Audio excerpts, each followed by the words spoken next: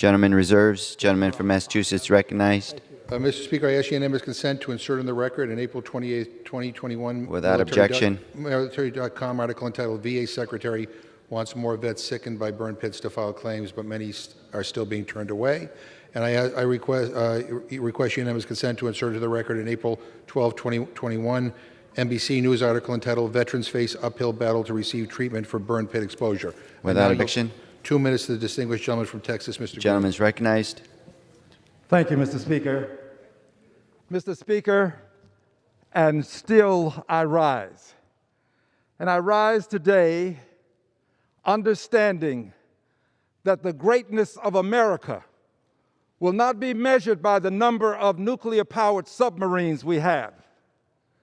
Its greatness won't be measured by our B-1 bombers or our number of soldiers in uniform. The greatness of a nation will be measured by how do you treat the persons who fly the B-1 bombers? How do you treat the persons who will take on the challenges of the world, who become the front line of democracy? How do you treat them when they return home? This is how the greatness of America will be measured. The greatness of America will be measured by what kind of housing do we give them? Do we help them to transition from military life to a job in civilian life? The greatness of America will be measured by the kind of insurance that they get so that they can have the best health care the world can afford.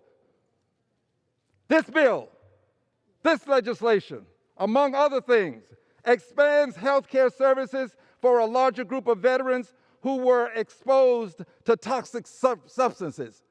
Agent Orange, for example. Many men have died and suffered and didn't get the health care that they earned because we allowed a nebulous notion as to what Agent Orange was doing to them to persist.